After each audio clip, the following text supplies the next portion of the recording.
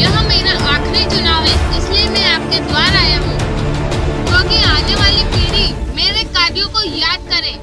सुभाष सोजतिया। गरुड़ बानपुरा विधानसभा क्षेत्र में उम्मीदवारों के दौरे लगातार जारी है और उम्मीदवार जनता के द्वार पहुंच रहे हैं।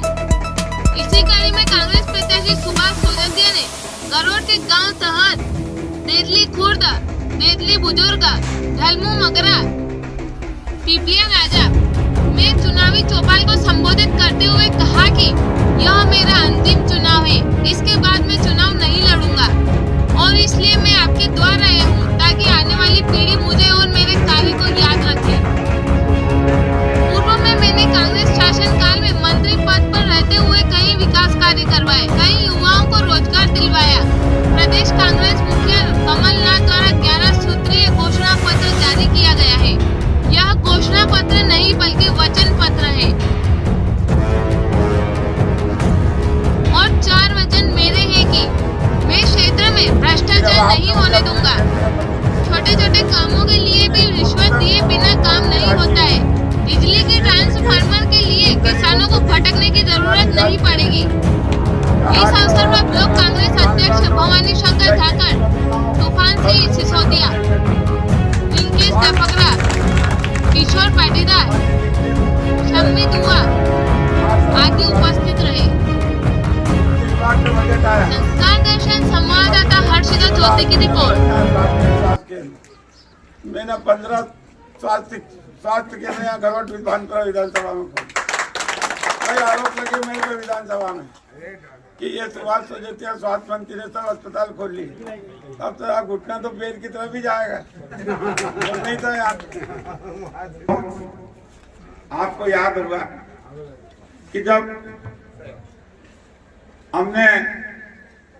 मैं पहले थोड़ा सा ये कर दूं बात भ्रष्टाचार की, मैं कर्मचारियों के खिलाफ हूँ मगर उनके खिलाफ हूँ जो रिश्वत खाते हैं और मैंने उन कर्मचारियों से रिश्वत भी वापस दिली। हजारों किस्से याद में अगर किसी ने कर्मचारी ने मेरे क्षेत्र के किसान या मतदाता से अगर रिश्वत ली तो उसकी रिश्वत वापस दिलवाई, वही रामराज फिर आएगा। तूफान जी का ट्रांसफार्मर ये तो सब उससे लेकर आप चिंता मत करो, आपके फोन पे सब काम हो जाएंगे। अब दूसरा महत्वपूर्ण मुद्दा है रोजगार का। मैंने आपसे कहा कि ये रोजगार हम नहीं, इसके साथ साथ हम कोशिश करेंगे हर गांव में 5 पद ऐसे बना दें ताकि स्थानीय बच्चों को रोजगार मिले। ये काम हम करने का। किसान की क्या दशा हो रही है किसी से छिपी नहीं है।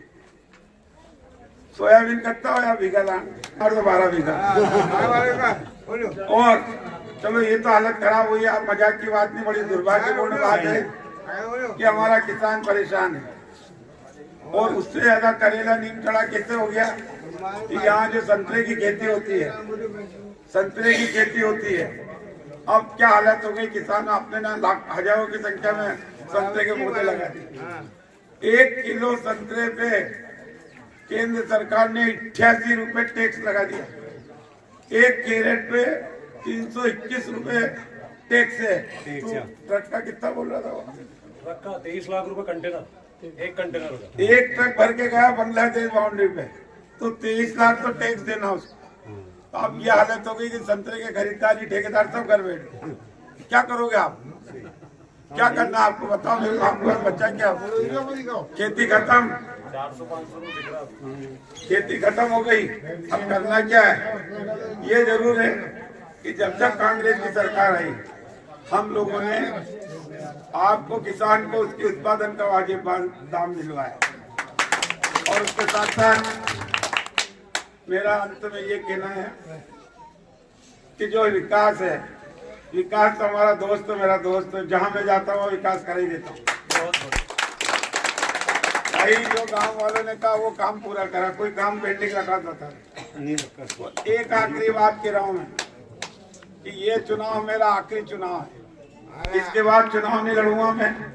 ये बच्चे याद रखेंगे कि सुभाष सोजतिया ने जो इतने काम किए हैं तो आने वाली पीढ़ी याद रखेगी। ये 5 साल मेरे को इसलिए चाहिए कि जितने भी काम है अपन पूरे करें इस क्षेत्र में, कोई काम बाकी नहीं रहे। और हमारी तो जो मेरी मन की इच्छा है कि चूंकि कमलनाथ जो मुख्यमंत्री मिला हमें, तो एक बहुत बड़ा उद्योग हम डालेंगे यहाँ पे। तो गरोड़ में मैंने औद्योगिक केंद्र बनाया था, छोटे उद्योग जरूर खुले हैं, पर मैं चाहता हूँ कोई बड़ा उद्योग बने। और उद्योग इसलिए बन सकता है कि कमलनाथ जी देश के उद्योग मंत्री रहे। जितने भी देश के प्रमुख उद्योगपति हैं वो उनसे बहुत नजदीकी संबंध है। तो निश्चित तौर पर हम कमलनाथ जी से यहाँ पे एक ऐसा उद्योग दिलवाएंगे जो मशीनों से नहीं हो, जहाँ पे रोजगार हो। मेरा आपसे यही अनुरोध है, आने वाली 17 तारीख को आप मुझे अवसर दें क्षेत्र की सेवा करने का। बहुत बहुत धन्यवाद आपको। जय हिंद, जय भारत। हो या कोई दूसरा कार्य हो, उसके लिए गरुड़ जाने की जरूरत नहीं थी।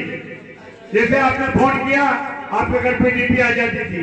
आज हालत क्या है? 18 साल हो गए सरकार को, क्या हालत हो रही है? 18 साल में कितने आप परेशान हुए हैं। डीपी आपको लेने गरुड़ जाना पड़ता है, लाइन लगा के खड़ा रहना पड़ते हैं। और बिजली के बिल यदि आपने 10 आदमी ने भर रखे हैं और एक आदमी बिल नहीं भरता, तो उसके लिए भी आपको डीपी नहीं मिलती है। कहीं पहले आपको बिल जमा करो, उसके बाद आपको डीपी मिलेगी। तो ये सारी समस्या आपकी खत्म हो जाएगी।